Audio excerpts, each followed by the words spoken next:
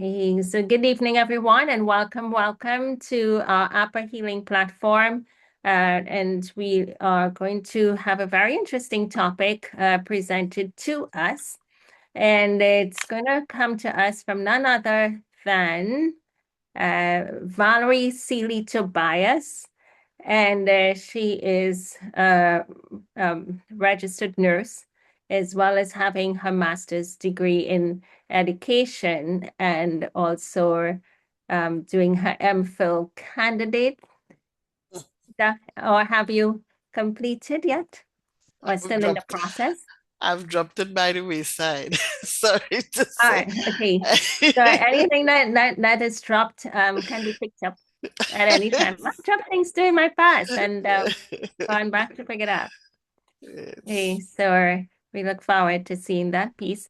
And you also teach at the University of the West Indies. Yes. Yes, UE School Um, of Nursing. Mhm. Excellent. So yeah, and I know that that has your hands filled Oh, and you're yes. quite busy. And Sister Sealy Tobias also functions in one of our local churches, as well as conduct many presentations around South Caribbean Conference. So she is a member of the upper executive team here, the Adventist Health Professionals Association in Trinidad. And we're very happy that she's able to bring to us a special topic this evening looking at cancer and prostate cancer emphasis. And why? It's because of the work in which she would do. Also, it has an emphasis piece on cancer and working in that sphere.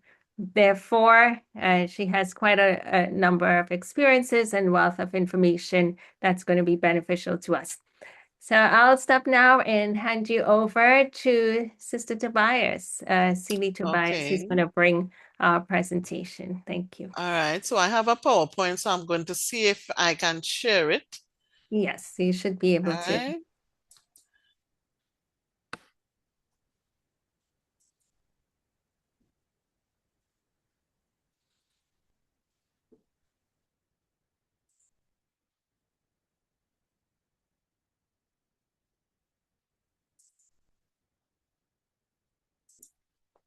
Okay. Can you see it clearly?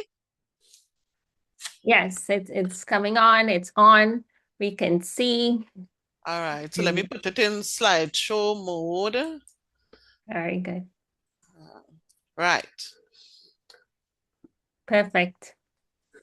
Okay. So we're going to have a discussion today about, I didn't look to see how many men are on, right? But we know that sometimes we as the ladies in the home, we may have to be the ones to help the men to pay attention to their health, especially their prostate health, right? Sometimes they leave things unsaid.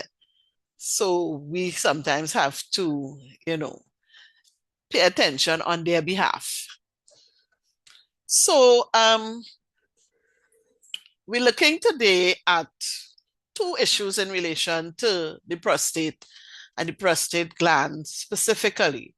So there is a condition called benign prostatic hypertrophy or enlarged prostate. For short, you would hear a lot of the health professionals call it BPH, benign prostatic hypertrophy.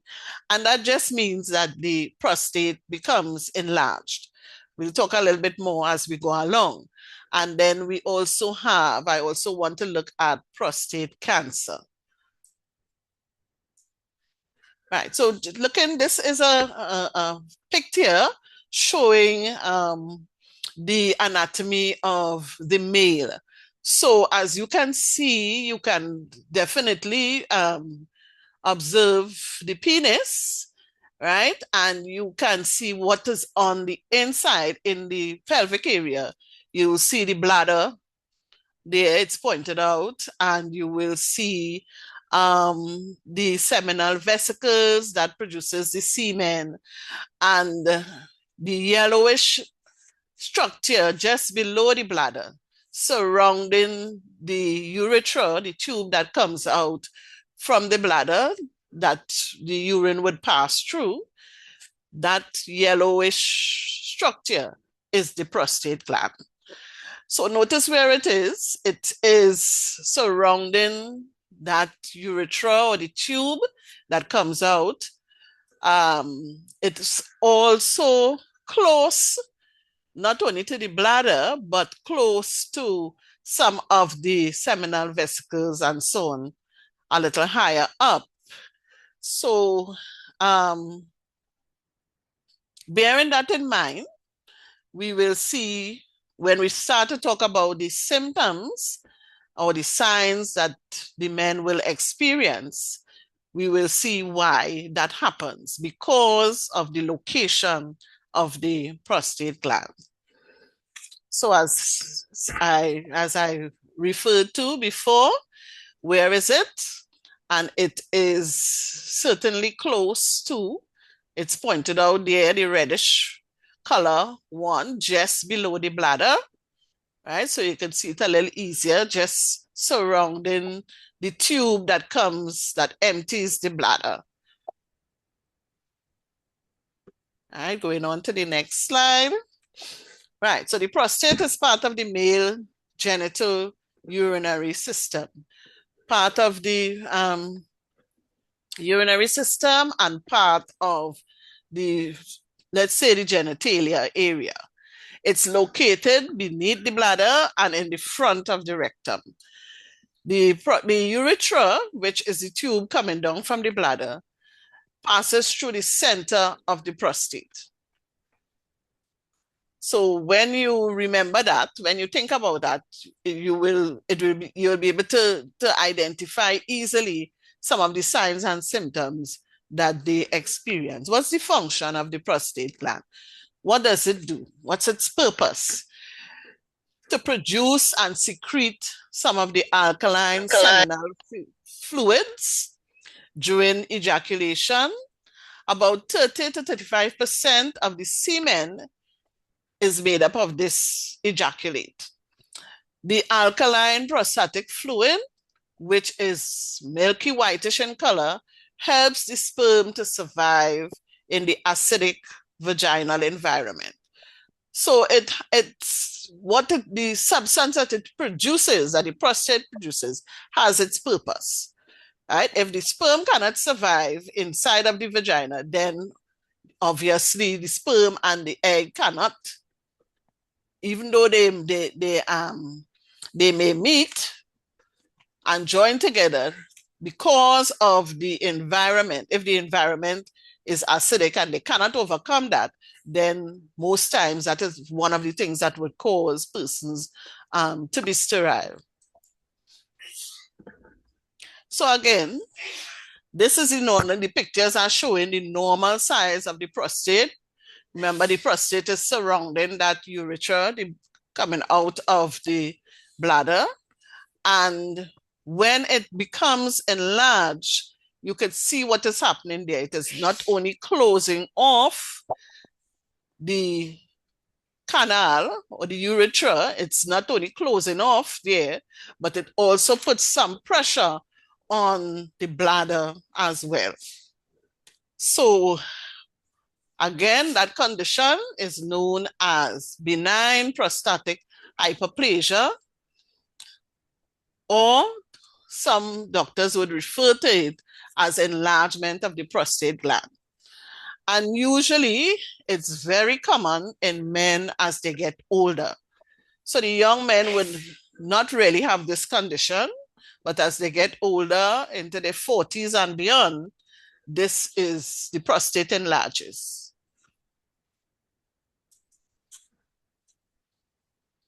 So what happens when the prostate enlarges in the men?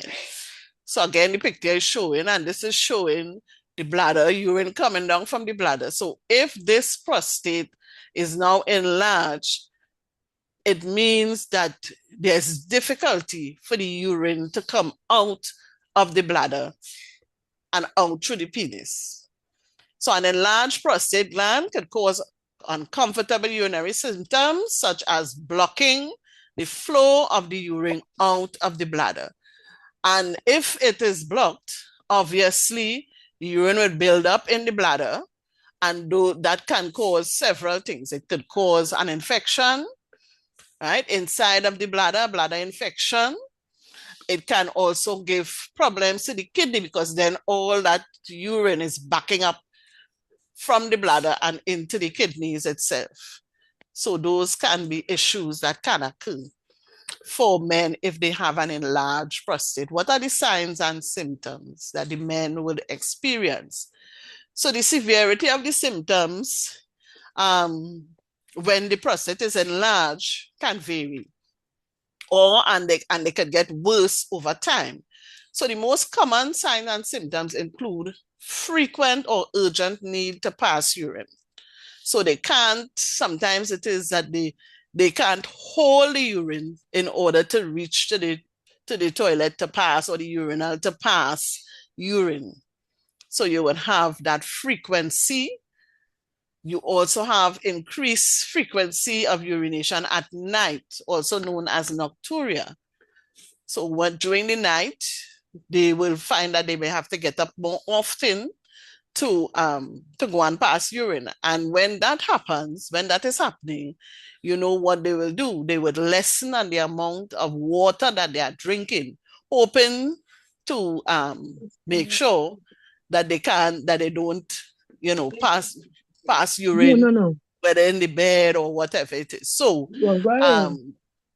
you have frequency of urination, and the other signs and symptoms include difficulty starting to pass urine. So they may feel that they want to pass urine, right? They may feel that they want to pass urine.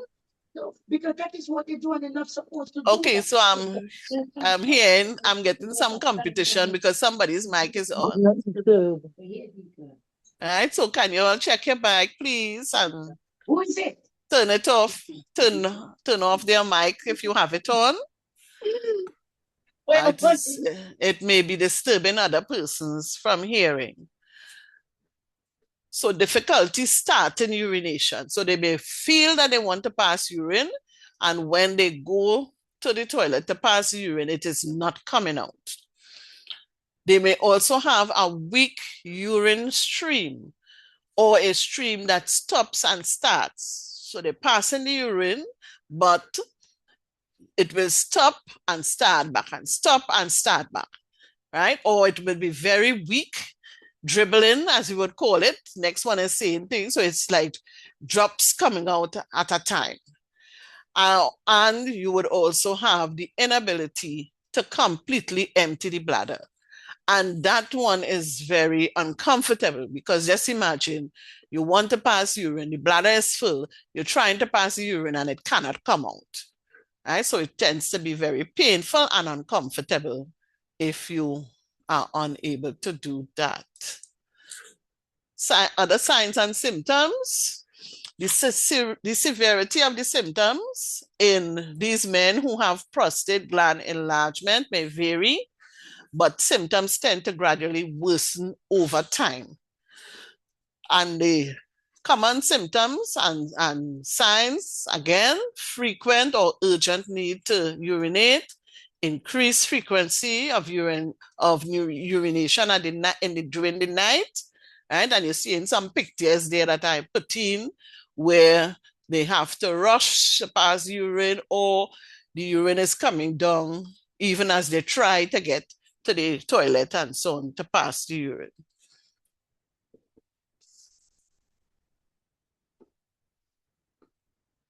Okay, so what happens when the men get prostate enlargement? They would have uncomfortable urinary symptoms, blockage of the flow, and they could also have urinary tract or kidney problems.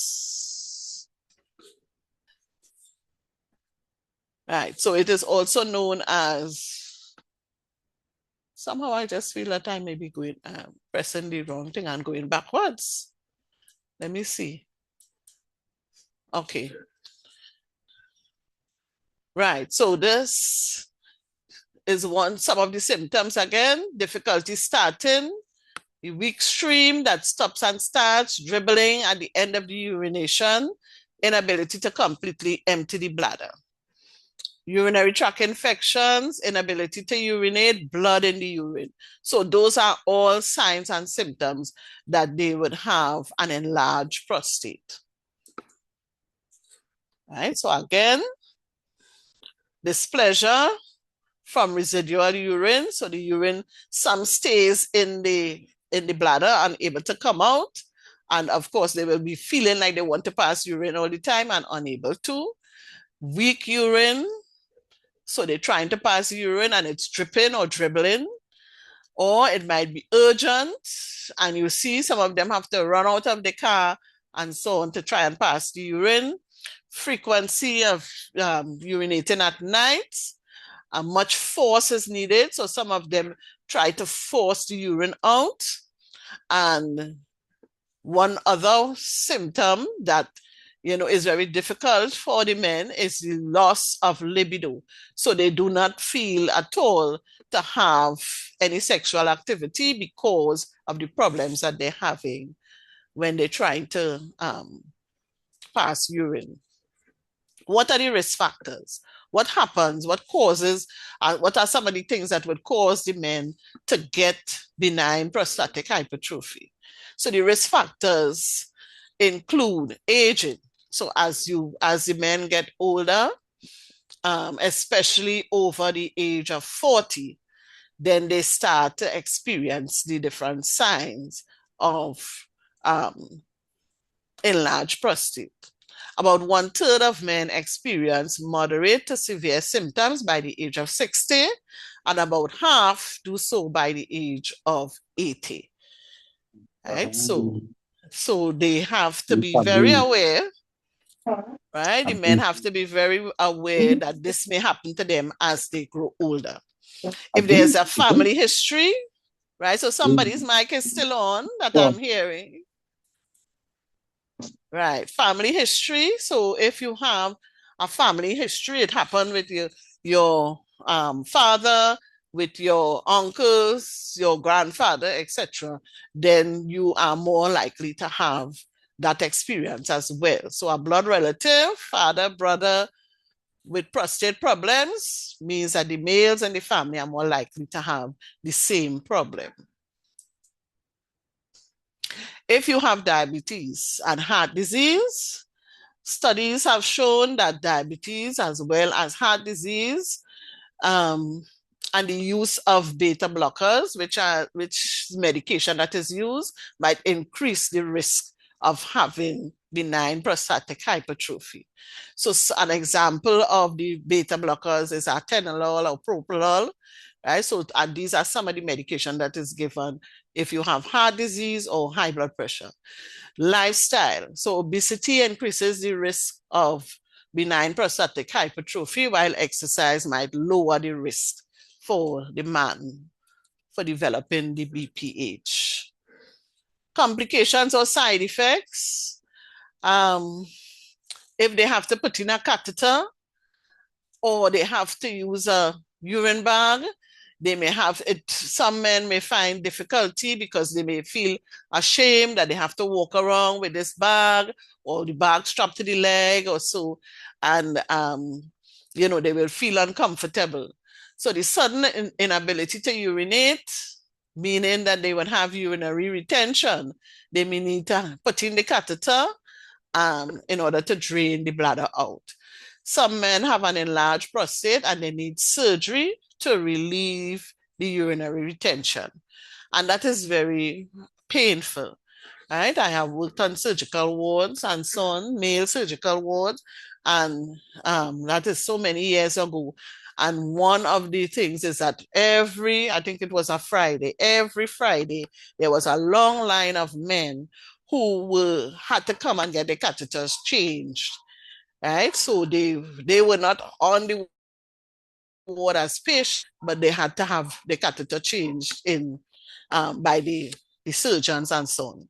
So it has been a big problem for the men in our society. Yes, and it still goes on. It is still going on. Complications or side effects of benign prostatic hypertrophy. One, again, the inability to fully empty the bladder would increase the risk for infection in the men's urinary tract. So they will get urinary tract infections often. If the urinary tract infections occur frequently, they may need to have surgery to remove part of the prostate. Right? And as I said, this is a condition that affects a lot of men in our society, in our country, and you have long lines of men having to have to come and change the catheter and so on in the hospitals, all the hospitals. It doesn't matter. Well, the only thing is that may affect is that as they get older, but it doesn't matter what race you are, right? It is something that is happening to all our men. All right, so there's another complication or side effect that can happen because urine settles there in the bladder for a little while. They may have the development of bladder stones, stones in the bladder that would form there, and that becomes very painful because the bladder stones could cause infection, bladder irritation, blood in the urine, obstruction. And the obstruction one is the most painful one because if you have a bladder stone and it blocks the passageway going out, the urethra, it means that the urine is just going to be filling up the bladder and unable to pass. Right? So you may have to have surgery, or they may have to flush it out or so. Right? More complications. You can have kidney damage because, again, with the urine backing up, it would go back up to the kidney and therefore it can damage the kidney. You can have bladder infections that would reach the kidney going back up. Bladder damage. So a bladder that hasn't emptied completely can stretch and weaken over time. As a result, the muscular wall of the bladder no longer contracts properly, making it harder to fully empty the bladder. So all these things are complications that can occur from the enlarged prostate. How is it diagnosed? How do the doctor diagnose to determine that the man has benign prostatic hypertrophy? The first thing that they would do is do a digital rectal examination because of the closeness of the rectum to where the prostate is. So the picture is showing you how close it is. So when the doctor inserts the finger in, they can tell if the prostate is enlarged and how it's feeling and so on. If it's hard and that kind of thing, they can be able to determine that and determine if something needs to be done, if further treatment needs to be given in order to relieve the pain that the man or the being unable to, or the bladder filling up and unable to empty, and so they would have to deal with it urgently. Right? They would also do a urine test. So they would send off a sample to see if there is an infection, a urinary tract infection in because of the enlarged prostate. They would also do a blood test, and the blood test that they would specifically do would indicate whatever kidney problem. So one of the blood tests that we know about is prostatic, the PSA, prostatic specific antigen blood test. And this blood test is able to tell if your levels, the PSA levels, have increased or decreased. It's supposed to be a certain amount 0 to 1 is what they would expect it to be. And if it is if it is more than that, it means that the gentleman probably has an enlarged prostate. The elevated PSA levels can also be due to recent procedures. So usually they will tell you if you had a recent procedure in relation to the bowel with the rectum or something like that, then they would delay doing the PSA blood. So they would check on it at a later time. Or if you had some indication, signs and symptoms of an infection in urinary tract infection, then it can also alter the reading of the PSA levels.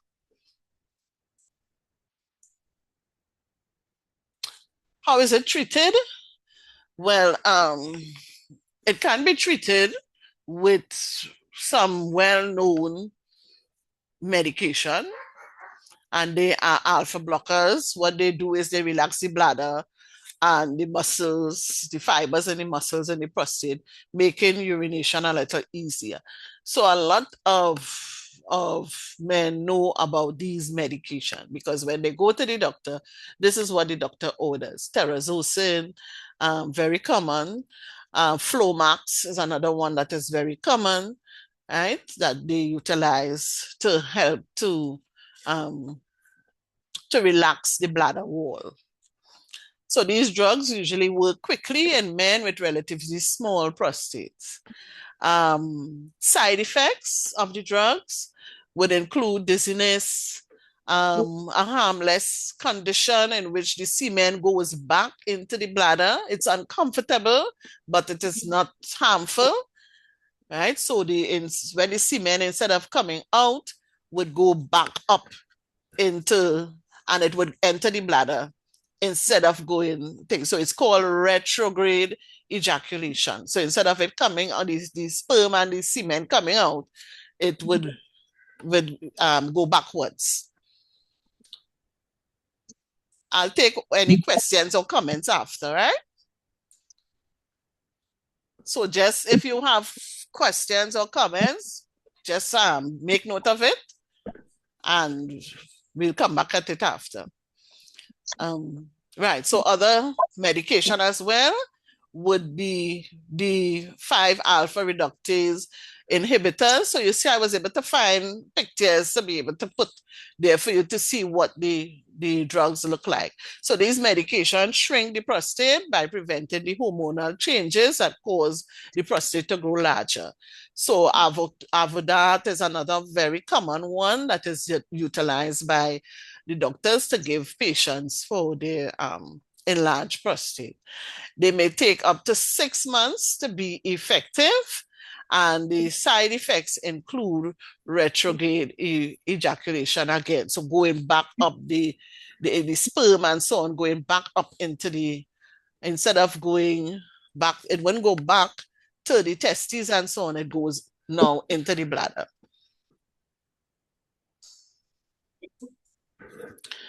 Lifestyle changes and home remedies.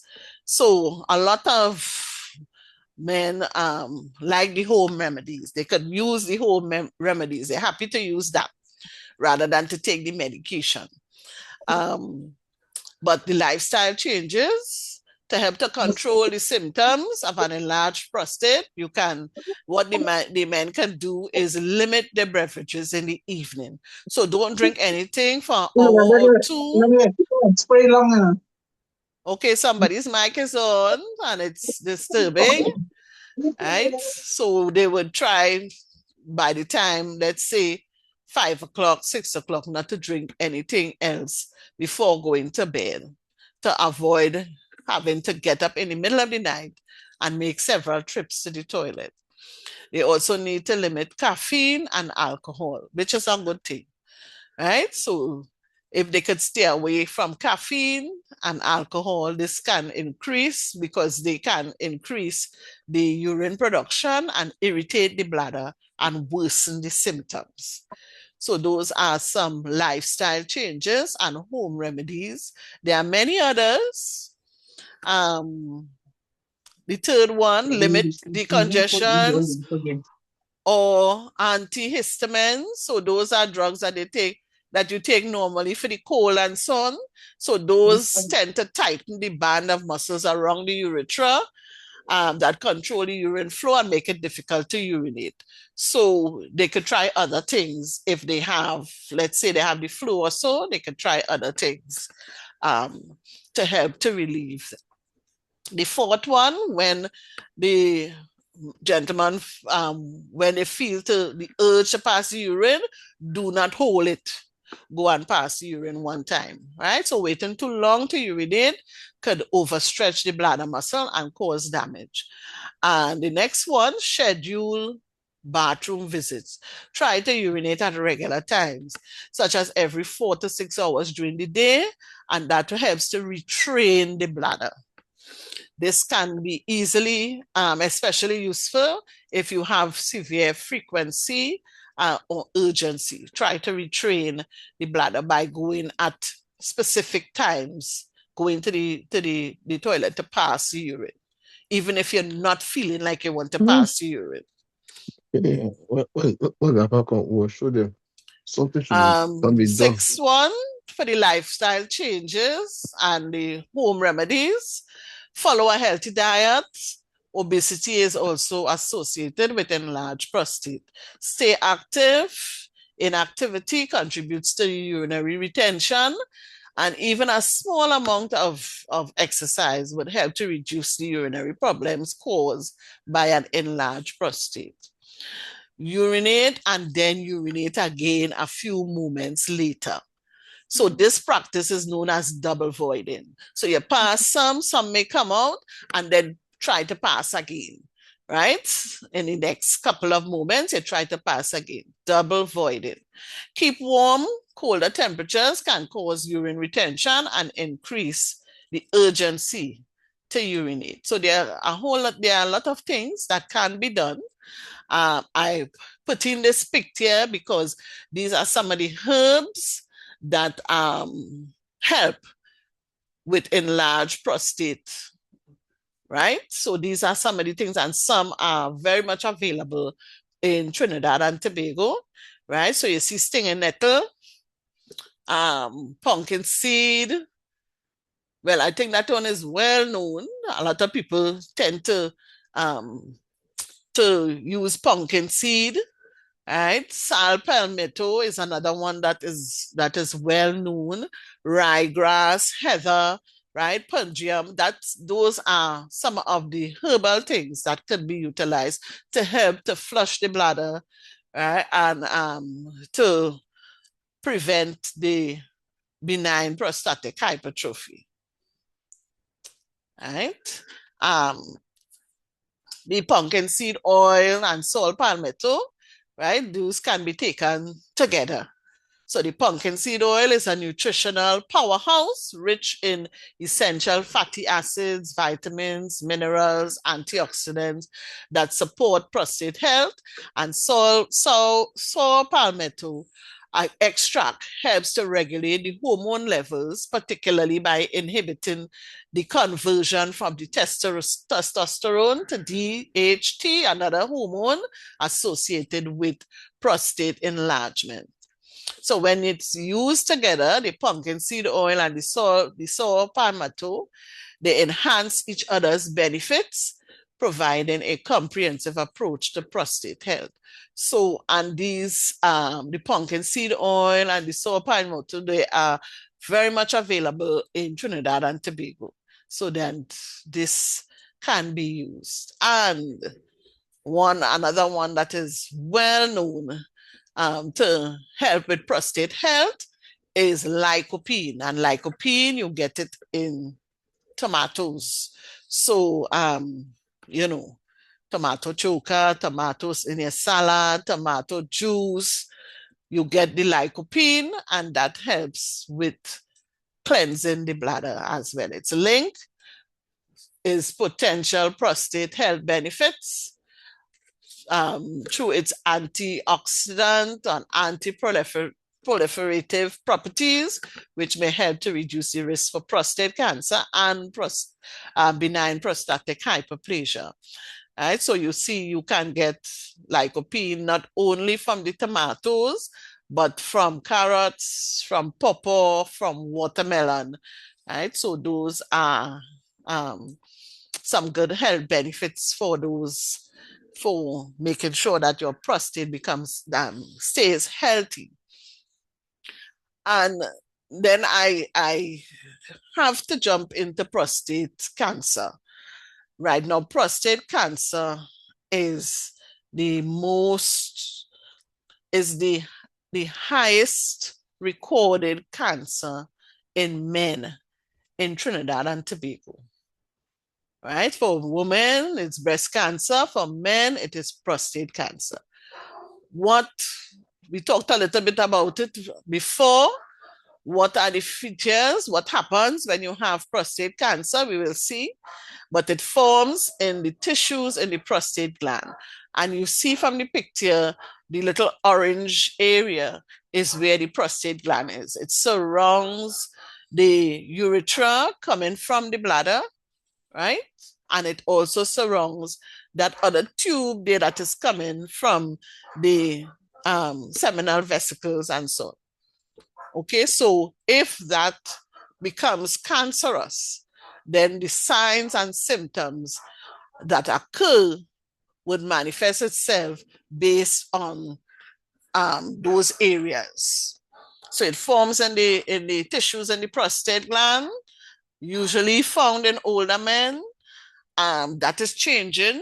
That is changing now, where men with all in their 30s and so on getting prostate cancer, right? It is a slow growing cancer, but it is very common. How common it is in Trinidad and Tobago. So these are some 2020 figures. It remains the most common cause of cancer-specific death in Trinidad and Tobago in males. Trinidad and Tobago ranks 11th in the world for men who develop prostate cancer, according to WHO. In 2024, the prostate cancer remained a significant public health concern in Trinidad and Tobago, as it continues to be the leading cause of cancer deaths in men and one of the most common cancers in the country. 90% of prostate cancers occur among men ages 65 to 85 or older. And it is of concern. It's of concern for healthcare workers in Trinidad and Tobago. It is of concern in the families of men who develop prostate cancer. I try to remember how many men, like in church in Valencia, I attend Valencia Assembly Adventist Church, and we have had upwards of 10 deaths of men who attended regularly at church over the last probably 10 years or so, right? We have one or two persons who, yes, they got prostate cancer, but they were able to get healed, survive it, right? But generally, we have a good few men who, and I'm sure when we look into in our environment and so on, we will see a lot of men, if they get cancer, it tends to be prostate cancer, right? And it can be avoided. It can be avoided if we know what are our risk factors. So these are some of the risk factors. What's putting men at risk for getting prostate cancer? And this is worldwide. Being male, of course.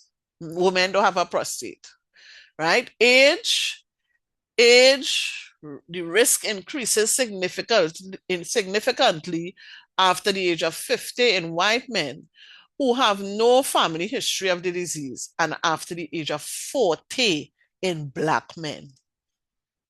And men who have a close relative with prostate cancer. Right? So your risk could increase if you had other persons in your family who had prostate cancer. It comes down in the genes, right? About 2/3 of all prostate cancers are diagnosed in men aged 60 and 65 and older. Trinidad and Tobago, the numbers are smaller. So it's not 65, it's all 60 that you have men being diagnosed with prostate cancer. Race or ethnicity is another risk factor. So it occurs more often in African American men, right? Negro men, and the Caribbean men of African ancestry than in men of other races. All right, so we need to look at our men and check them, help them. Nationality, prostate cancer is most common in North America, Northwestern Europe, Australia, and on the Caribbean islands. It is less common in Asia, Africa, Central America, and South America. Family history is another risk factor. So if you have close family members, a father, a brother, uncle with prostate cancer, you are at risk. You, the men, are at risk if somebody in your family had prostate cancer. If you have, there's gene mutations, inherited gene mutations, so it will pass down from father to, right, to son, etc. So those gene mutations, hereditary prostate cancer gene 1, men with BRCA, and BRCA is the breast cancer gene, right? BRCA1 or BRCA2 gene genetic changes, they also increase the risk for prostate cancer as well. Then you have dietary risk factors. There are things that we eat in our diet that can put you at risk for developing cancer, prostate cancer.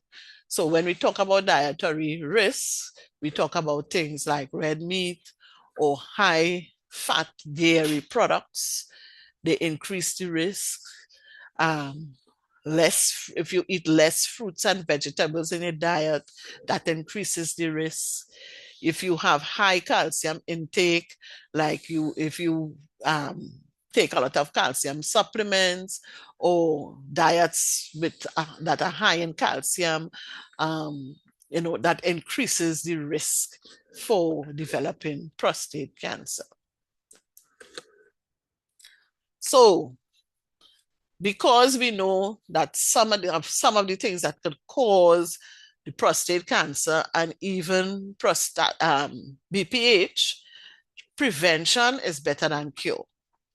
And I'm sure that you see that print on the jersey there. Real men don't fear the finger. What is done with the finger? They need to have regular, at least once a year, every year, you need to have an examination, digital rectal examination, right? A digital rectal examination.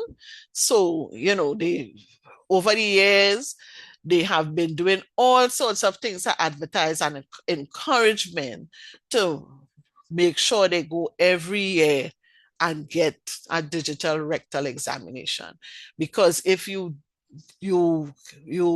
discover early that you have an enlarged prostate that may be cancerous, then it can be dealt with. It can be removed, you can get treatment for it, and you can survive it.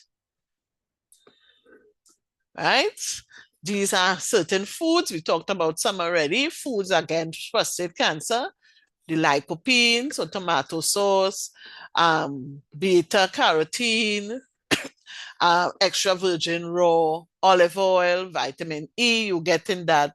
So those are some things that you could utilize on a daily basis to fight cancer, prostate cancer. What are the signs and symptoms? Early prostate cancer usually causes no symptoms, advanced prostate cancer can cause symptoms such as problems passing urine. So you go to pass urine and you have to stand up there waiting for it to come down, right? So you're having problems to pass urine, a slow or weak urinary stream. So it's coming, but it's slow. All right, the need to urinate more often, especially in the night. So you're jumping up often in the night to go and pass urine. If you have blood in the urine, it's known as hematuria, blood in the urine, then it's something that you need to check out, to look at. All right, pay attention. So all of these are signs and symptoms again: painful urination, frequent urination, blood in the urine, discomfort in the pelvic area, bone pain. Some people ignore the bone pain because they tell themselves it's nowhere near the prostate. So they're getting pain in the knee, pain in the back, right? Pain in the foot, and they're telling themselves that it has to be arthritis or something like that, right? But it is also a sign of prostate cancer. Sexual dysfunction, you're unable to perform, right? So those are the most common signs and symptoms of prostate cancer. Trouble getting an erection, being impotent, pain in the hips, spine. And to me, I find this is the most frequent one, right? And there are a lot of men who have prostate cancer. They start to complain with pain in the hips and the spine, ribs, anywhere, right? It means that by then the cancer has probably spread to the bones. Weakness or numbness in the legs or the feet, loss of bladder or bowel control. So you feel like you're having diarrhea or that you have a urinary tract infection, but it could be that the prostate you have started to develop prostate cancer, right? And it may be pressing on the spinal cord. Right? So important, we have to encourage our men to go and get screened every year. Just like how the women are encouraged to go and do breast examination and so on, go and get a mammogram, get an ultrasound, the same thing with the men. The PSA, go and get a PSA, prostate specific antigen. They're taking a little bit of blood, putting it under a microscope, and they could tell the levels of the PSA. A digital rectal examination, we talked about that. There's a picture there, a little finger to go and push up in the rectum, and they could feel the prostate, right? And they will be able to tell if the prostate is enlarged, how it feels, etc. Ultrasound, you can do an ultrasound. Same thing, they would have to insert it in the rectum, and the ultrasound would also give an indication as to what's happening with the prostate. All right, so this is an ultrasound. This is the picture showing them taking the blood for the prostate test, right? Prostate specific antigen. And I found this picture some years ago. And this is a picture of some men in Barbados getting screened for prostate cancer. Willingly, they fill up the health center going to get screened for prostate cancer. Some of them have the wife or whoever it is assisting them on the side there, being there to support them, right? But as we say, we have to look out for our men. And the thing about it is that in Trinidad and Tobago, we also offer, every health center offers tests for prostate, right? Prostate examination and etc. They have Cancer Society, and the prices at Cancer Society is nothing compared to if you have to go to a doctor. Okay, so those are things that we should encourage. We love you, men. Please get screened for prostate cancer. All right, so this is the end of the presentation. Right. If anybody has comments or questions, I'm willing to answer. Wonderful.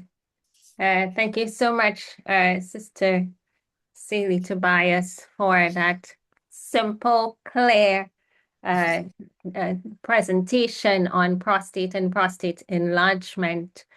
And, just last week, I was speaking to a group in Barbados and was pointing out to them that the number one top cause of death. So the number one cause of death in Barbados is prostate cancer. Prostate cancer. Yeah. Yeah. So that was quite interesting. And I see a high prevalence in the other Caribbean islands as well. Yes. And therefore, screening is very much important. But also some of the other things that you mentioned in terms of nourishing the prostate gland, taking care Yes. of it, reducing inflammation in the body, all of those things go hand in hand Yes. to help to prevent it. And a simple one. If you want to pass urine, go and pass the urine. Do not hold it. Yes? Yeah, yeah. So and sometimes I'm laying in my bed and it's like, oh, you Yes. feel that, get up and go. Because apart from everything else, I mean, you could be straining your bladder. And when you Yes. get into your senior years, you have a weak bladder, a stretched bladder, and that could Yes. be problematic. And you Yeah. could also develop bladder stones, so kidney stones and so on as well. Yes. Okay, yeah. So therefore, drinking lots of water, all of the laws of health, when rightly observed, can help to prevent so much as well as to correct. And at the end of the day, whatever we may need to do to correct the situation, it's best that we get it Yes. up front in the first place. And I say that makes it easier. So the healthy diet is your medicine. All those pumpkin seeds and the Yes. saw palmetto, literally as you get up into your late 30s, 40s, start just have them, even if you run through a bottle, once or twice a year. It helps because I see that with men when they do run through those kinds of herbal agents with a good healthy diet, plant-based diet, that they don't have anything to worry about because it really makes a difference. Yeah, Yes. wonderful. So do we have any questions, ladies? You have questions on behalf of the men in and around you? Thank you for being here, ladies, and always supporting. And see, we have a couple men. Hello, Ricardo, Bob.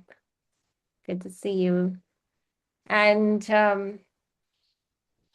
okay, so Dr. Waldron, we are here at the end of our healing platform for November. We want to wish everyone a happy, safe, healthy holiday season.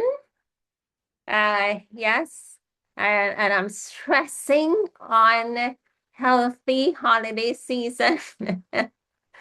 Let us, seek to make every effort to choose wisely in our eating and preparation of our food and seek to get some healthier options for your recipes so that you don't have any confusion at the table. Don't let your guard down during this upcoming season time. I know there are going to be a lot of church banquets or luncheons or dinners, and even in your home and with your friends. But always offer to take something to those functions. Raise your hands and say, I'm going to bring a dish, and that's really for you, and you can share it with them. And most times you're always going to get a salad, so count that in, walk with some nuts, and then have a dish, find out what they're having and prepare for yourself ahead. You don't want to have any regrets at the end of the season or pressures to go sky high, or, that we have any spikes in glucose levels, whatever might be the challenge. But it is possible to enjoy the time with everyone and not feel guilty for what you're consuming. So with that, I still don't see any hands, any questions, no questions in the chat. And again, like I mentioned earlier, this program has been recorded and will be posted on our YouTube channel. I'm just dropping that link in here right now. And on the WhatsApp group, we will send a copy of this recorded presentation. Dr. Waldron, I'm not sure if you know the topic for next end of January yet. That's quite a stretch. Hi, everyone. No, I don't have the topic in mind as yet for January. We have to meet and do our schedule. But most likely, we are looking at Eden lifestyle once again, because it started us in 2025, and we're hoping that they can do the same in 2026. So we look forward to all of you joining us, and do have a safe season. Amen. All right. So thank you very much for that. And with this, we want to thank you again, Sister Sealy Tobias, for your presence and for your presentation shared with us this evening. I'm sure it's going to be quite beneficial to many. Even if it's one thing that we take away, let's put it into action for good purposes. Let's have a word of prayer as we close.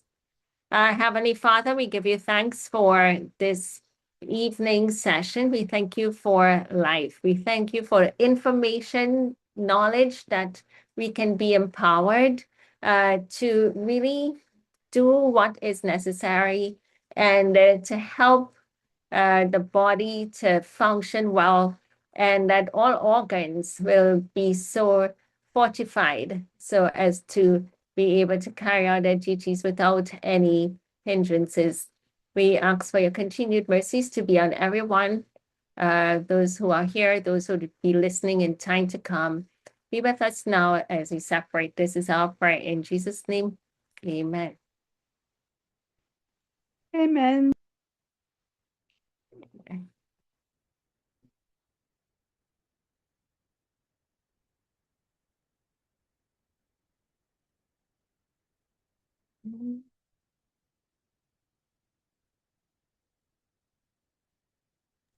Bye. Good evening. Good night. I'm trying to switch off.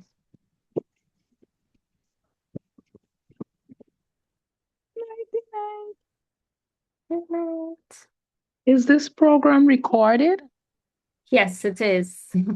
Okay, thank you, Dr. Nash. You're welcome. Have a good night. Good night, everyone.